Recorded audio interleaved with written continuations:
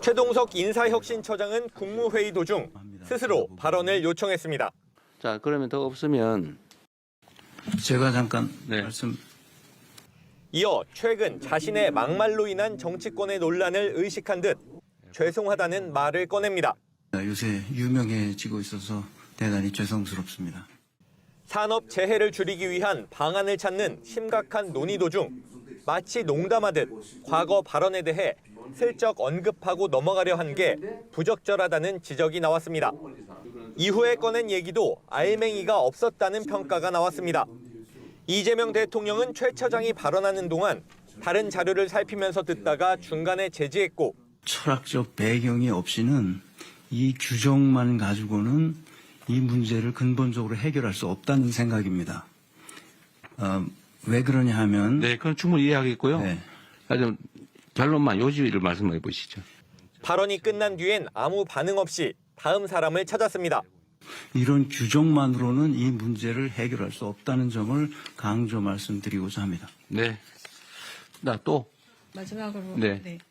김병환 금융위원장이 ESG 평가 시스템을 강화해 산재 발생 기업에 불이익을 주겠다는 방안을 제시할 때 줄을 그으면서 듣던 모습 등 네, 이 금융위 제안이 아주 재미있는 것 같아요.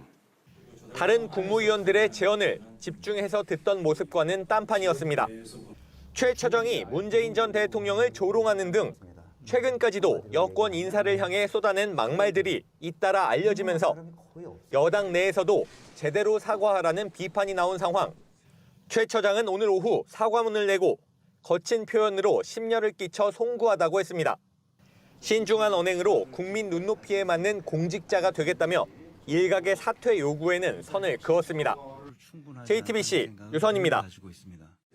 오전에 열린 국무회의에서 이재명 대통령은 산업재해 예방대책과 관련해 직접 토론을 진행했습니다. 올해가 산재 사망 근절 원년이 될 수 있으면 좋겠습니다. 오늘 토론을 한번 시작해 보도록 하겠습니다. 제가 진행을 할 테니까요. 준비된 게 있으시면.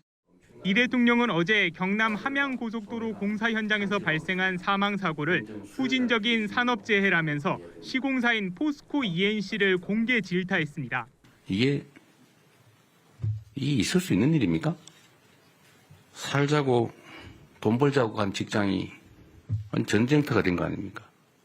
어떻게 동일한 사업장에서 올해만 5명이 일하다 죽을 수 있습니까? 그러면서 똑같은 방식으로 사망 사고가 나는 것은 미필적 고의에 의한 살인이라고 했습니다.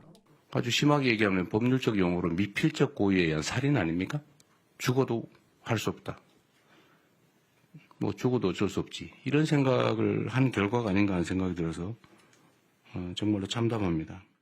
국무위원들에게 산재 예방을 하지 않을 때 과태료 이상의 실효성 있는 규제책이 있는지도 물었습니다. 징벌적 손해배상이나 면허 취소, 대출 제한 등 실질적인 불이익을 주는 방안들이 언급됐고 반복적으로 상습적으로 발생한다. 그러면 아예 그냥 그걸 여러 차례 공시를 해가지고 투자를 안 하게 되면 주가가 폭락하게. 아니 계약을 못하는 정도를 넘어서 더 심하면 아예 인허가 면허를 통째로 취소 정지시키는 것도 검토하시죠. 이 대통령은 주무부처인 고용노동부 장관에게 단속 점검을 지시하며 장관직을 걸어야 한다고도 했습니다. 정말로 철저하게 단속해야 됩니다. 직을 걸겠습니다. 네, 진짜로. 이번에 이거 해가 상당 기간이 지나도 산재가 안 줄어들면 진짜 직을 거십시오. 그렇게 하겠습니다. 이 대통령은 조만간 직접 현장을 방문하겠다고도 했습니다. JTBC 최규진입니다. 국방일보는 어제자 일면에서 안규백 국방부 장관의 취임사를 보도했습니다. 제목은 국민이 신뢰하는 첨단 강군 육성의 진력, 주요 내용 또한 한미동맹 지속 강화 등으로 요약했습니다. 안 장관은 취임사에서 계엄을 3번이나 말했는데 기사엔 국민의 군대로 재건 같은 표현만 담고 계엄이라는 단어는 실지 않았습니다.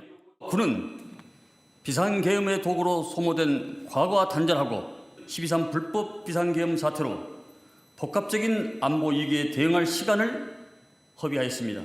오히려 12.3 비상계엄은 우리 군의 존재 이유를 무너뜨리고 이재명 대통령은 국무회의에서 이를 직접 언급하며 기강을 강조했습니다.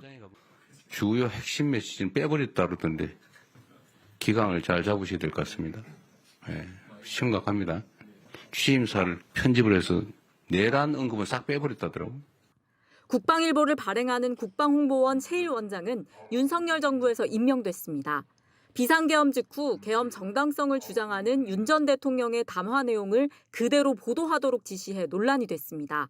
최근엔 극우 유튜버들 주장을 근거로 이재명 대통령과 트럼프 미국 대통령의 통화 기사를 빼도록 지시했다는 등의 주장이 제기돼 국방부 감사가 진행 중입니다. 국방홍보원 감사는 현재 진행 중이고요. 감사 과정에서 아마 사실관계를 확인하지 않을까. 국방일보 관계자는 JTBC에 감사가 진행 중인 만큼 취임사 기사에 최 원장이 영향력을 행사한 것은 아니다라고 설명했습니다. JTBC 조보경입니다. 이어서 대통령실 연결해 국무회의를 이례적으로 생중계하고 거기서 또 여러 경고들을 쏟아낸 배경에 대해 좀 더 이야기 나눠보겠습니다. 자, 이승환 기자. 일단 오늘 국무회의 생중계 예고 없이 전격적으로 이뤄진 것 같아 보였는데 대통령실 출입 기자들에게는 미리 알렸던 겁니까? 오늘 오전 10시부터 국무회의가 시작됐는데 3분 전인 오전 9시 57분에 출입기자단의 생중계 계획이 공지됐습니다. 그간 국무회의는 대통령의 모두 발언까지만 공개되고 이후 비공개로 전환되는 방식이었는데 이런 관행을 깨고 대통령과 국무위원들의 발언을 전 국민에게 실시간으로 공개한 겁니다. 대통령실 내부에선 녹화를 하거나 부분 공개를 하자는 의견도 나왔지만 국민의 알 권리를 위해 국무회의 내용을 가급적 폭넓게 공개해야 한다는 이 대통령 지시로 생중계가 결정된 걸로 파악됐습니다. 네, 오늘 생중계된 국무회의에서 대통령이 산재 사망사고 줄여야 한다고 강하게 질타하면서 마치 중대재해 토론회처럼 진행이 됐잖아요. 그 배경은 뭡니까? 이 대통령은 지난 17일 수석 보좌관 회의에서도 OECD 국가 중 산업재해 사망률이 가장 높은 이 불명예를 이번 정부에서는 반드시 끊어내야 한다고 밝힌 바 있습니다. 지난주엔 SPC 삼립 시흥 공장을 찾아 실태 점검을 한 이후 국무위원들에게 산재 근절 대책 관련 토론 준비를 지시한 걸로 전해졌습니다. 이런 가운데 어제 포스코 ENC에서 60대 노동자 사망 사고가 발생하자 이 대통령이 미필적 고의에 의한 살인이라는 강도 높은 메시지까지 낸 겁니다. 이 대통령은 고용노동부 장관에겐 중대재해처벌법의 실효성을 높일 수 있게 금전적 지출을 늘리는 방안을 찾아보라고 했고 법무부 장관에겐 전담 수사단 체계 구축을 지시했습니다. 직접 들어보겠습니다. 실제 이익은 예를 들면 회장이 보는데 그렇습니다. 최대로 해야 사장이 책임지는. 네네. 사장은 실제로 고용인데. 네. 그러니까 별로 효과가 없는 거죠. 실효성 제고 방안을 검토하겠습니다. 근데 이게 저는 형사처벌은 별로 좋은 아주 결정적인 수단은 못 되는 것 같고 맞습니다. 지출이 늘어나게 만들어야 될 것 같아요. 이렇게 다양한 국무위원들이 발언하면서 당초 20분 정도 예상했던 토론이 1시간 20분으로 늘어났고 도시락 회의로까지 이어졌습니다. 네, 그럼 앞으로도 오늘처럼 국무회의를 생중계할 계획입니까? 대통령실은 일단 일회성 조치라고 설명했습니다. 국무회의에서 다뤄지는 현안에 따라서 생중계 여부 판단이 달라질 수 있다는 겁니다. 이규현 홍보소통수석은 외교 안보 현안처럼 민감한 영역은 지금처럼 비공개 기조가 유지될 거라고 설명했습니다. 다만 중대재해 근절처럼 사회적인 성격의 현안은 공개하되 그 방식과 횟수 등에 대해선 내부 검토를 더 해보겠다고 했습니다. 지금까지 용산 대통령실에서 JTBC 이승환입니다.